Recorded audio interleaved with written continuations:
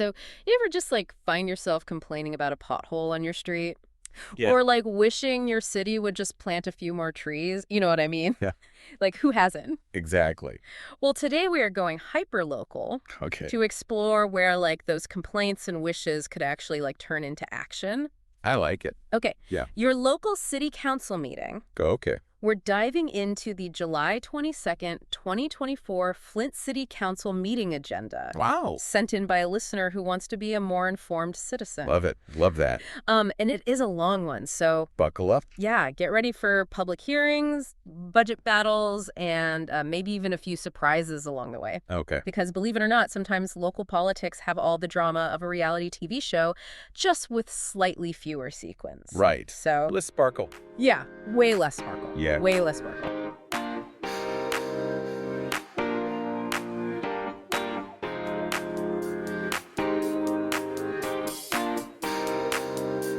Okay. So let's set the scene.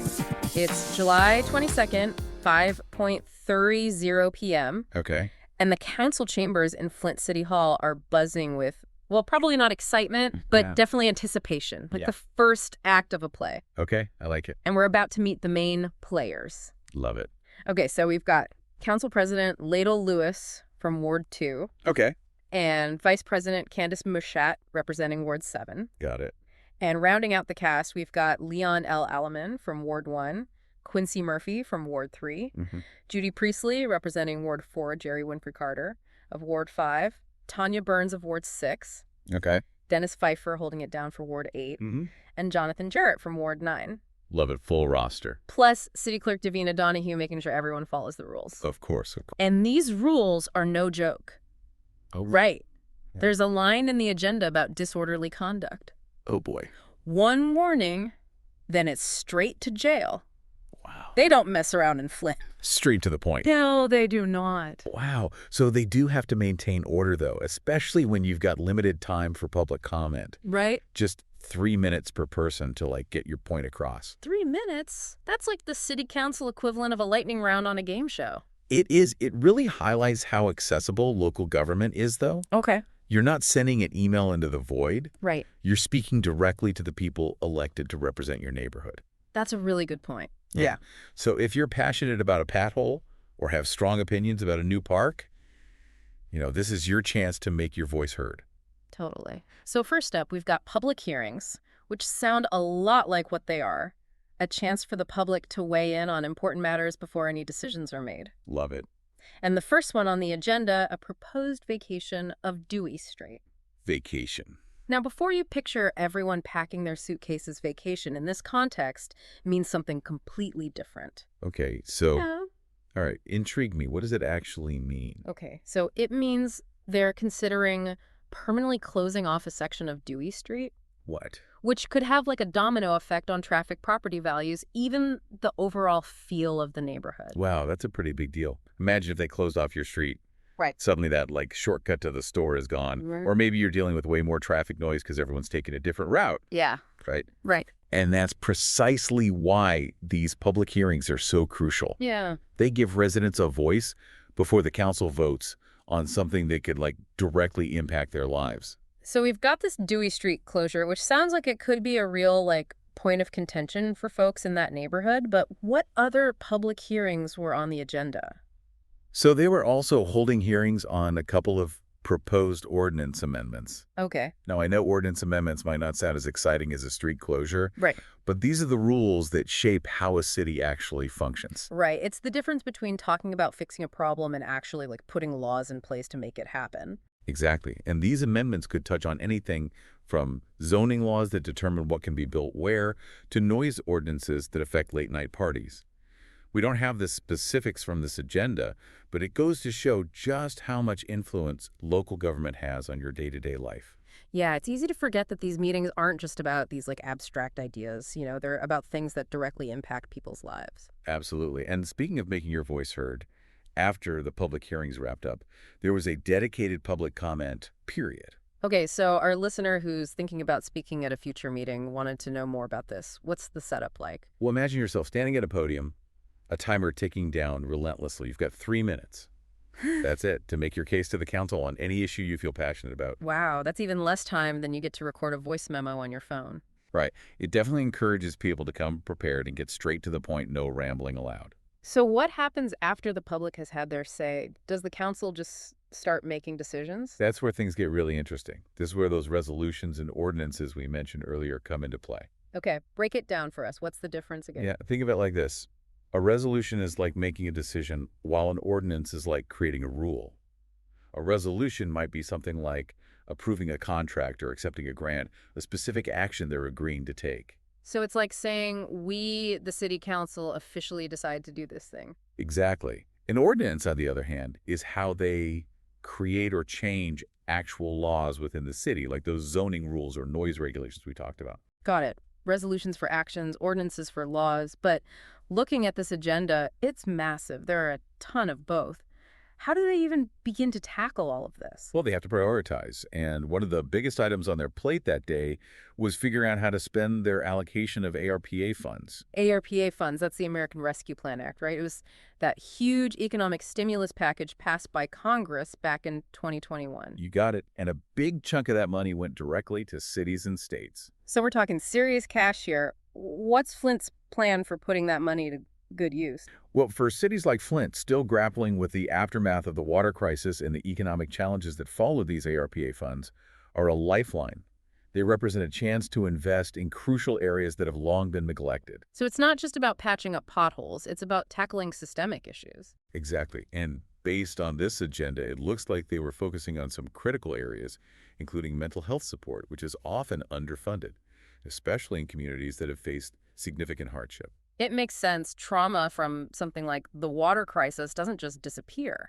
It has a lasting impact on individuals and the community as a whole. Absolutely. They were also looking at allocating funds towards emergency water relief for residents. Which, given Flint's history, makes perfect sense. Even though the immediate crisis has passed, there are likely still ongoing challenges and anxieties surrounding water quality and affordability. Right. And beyond addressing those immediate needs, they were also looking at long-term solutions like investing in blight remediation and neighborhood revitalization projects. Okay, so we're talking about dealing with those abandoned buildings and vacant lots that can drag down property values and make a community feel neglected.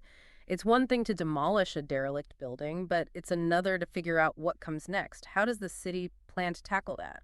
It looks like they're taking a two-pronged approach. First, they're allocating funds to actually clean up those blighted properties. Yeah. But perhaps more interestingly, they're also earmarking funds for neighborhood engagement initiatives.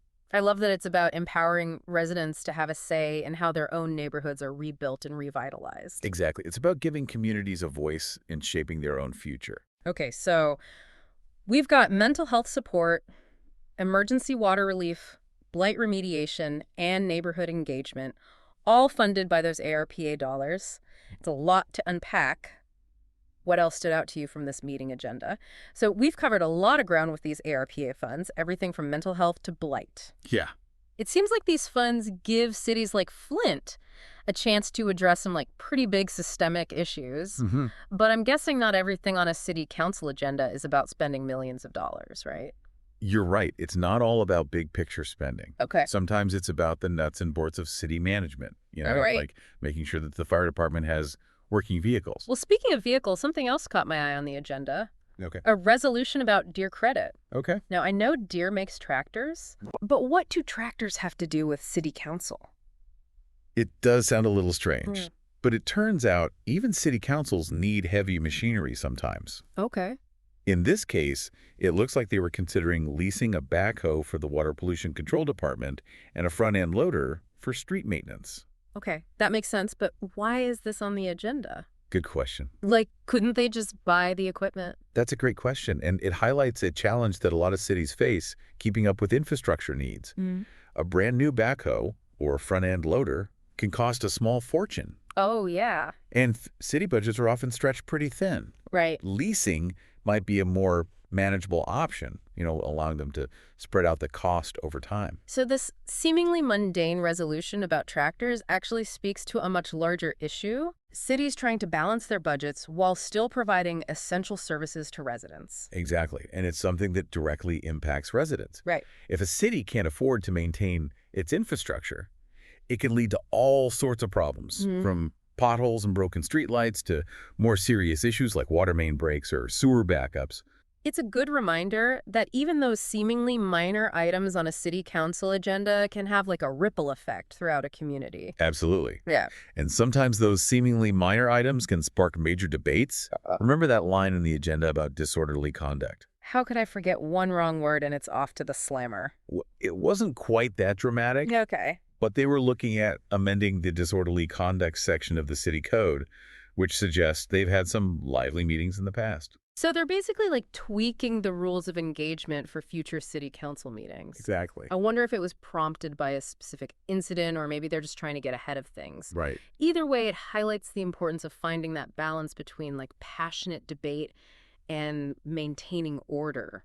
Absolutely, because ultimately a city council meeting is about giving residents a voice. Right. And speaking of voices, we haven't talked about the reconsideration section of the agenda. Reconsideration, is that like a second chance for resolutions that got voted down the first time around? Exactly. Hmm. Sometimes a resolution might fail in one meeting, but then new information comes to light, or maybe there's public pressure to reconsider. Okay, so it's like a plot twist. Right. What kind of resolutions were up for reconsideration in this meeting? One that immediately caught my eye was the administrative consent order with EGLE. EGLE, that's the Michigan Department of Environment, Great Lakes, and Energy. That's the one. They're the ones who make sure everyone's playing by the rules when it comes to environmental protection. Right. What's this consent order about? The agenda doesn't go into great detail, but it does mention potential violations of the Safe Drinking Water Act, Okay. which, as you can imagine, is a pretty big deal, especially in Flint. No kidding. Given the city's history with the water crisis, any mention of the Safe Drinking Water Act is going to raise some eyebrows. For sure. What does it mean that this consent order was up for reconsideration? It's hard to say for sure without knowing all the specifics. It could be that the city was disputing some of the findings in the consent order. Or maybe they were negotiating a timeline for coming into compliance. Either way, it shows how, even years after the water crisis, those issues of safe drinking water and environmental protection are still very much top of mind in Flint. Absolutely.